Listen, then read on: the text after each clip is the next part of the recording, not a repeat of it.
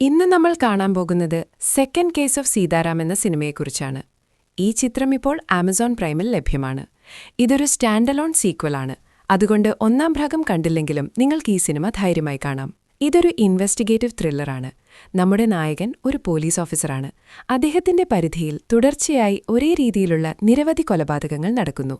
ശരീരം മുഴുവൻ കത്തികൊണ്ട് കുത്തി കൊലപ്പെടുത്തുന്ന രീതിയാണിത്. ആരാണിതിനു പിന്നിൽ, എന്തിനാണിത് ചെയ്യുന്നത് എന്ന് കണ്ടെത്താനാകാതെ നായകൻ ബുദ്ധിമുട്ടുന്നു. ചെറിയ സൂചനകൾ വെച്ച് ഇൻവെസ്റ്റിഗേഷൻ എങ്ങനെ മുന്നോട്ടു പോകുന്നു എന്നും അവസാനം കൊലയാളിയെ കണ്ടെത്തുന്നുണ്ടോ എന്നും പറയുന്ന സിനിമയാണിത്. ഒരു നല്ല ഇൻവെസ്റ്റിഗേറ്റീവ് ത്രില്ലർ എന്ന് പറയാവുന്ന രീതിയിൽ പല കാര്യങ്ങളും ഇതിൽ കൃത്യമായി ചെയ്തിട്ടുണ്ട്. കൊലയാളി ആരാണെന്ന രഹസ്യം അവസാനം വരെ വളരെ നന്നായി നിലനിർത്താൻ അവർക്ക് സാധിച്ചു. ഇടയ്ക്ക് പലരെയും കൊലയാളികളാണോ എന്ന് സംശയിപ്പിക്കുന്നുണ്ടെങ്കിലും അവർക്കുള്ള കാരണങ്ങളും രസകരമായിരുന്നു. കൊലയാളിയുടെ ഉദ്ദേശവും ശരിയായ രീതിയിൽ തന്നെ അവതരിപ്പിച്ചിട്ടുണ്ട്. കൂടാതെ ഓരോ കൊലപാതകങ്ങളും തമ്മിലുള്ള ആ പൊതുവായ ബന്ധം അവർ ട്രാക്ക് ചെയ്ത് കണ്ടുപിടിക്കുന്നത് വളരെ താൽപ്പര്യമുണർത്തുന്നതായിരുന്നു. പ്രത്യേകിച്ച് സിനിമയുടെ രണ്ടാം പകുതിയും ക്ലൈമാക്സിനോടടുത്ത ഭാഗങ്ങളും വളരെ ത്രില്ലിംഗ് ആയിരുന്നു.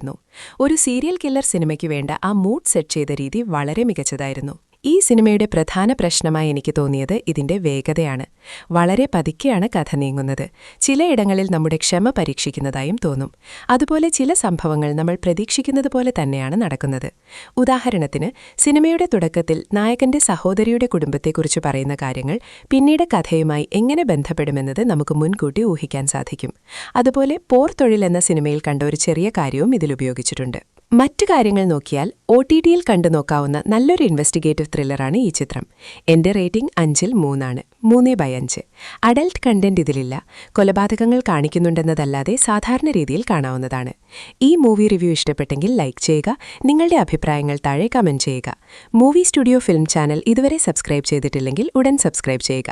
അടുത്ത റിവ്യൂവിൽ കാണാം.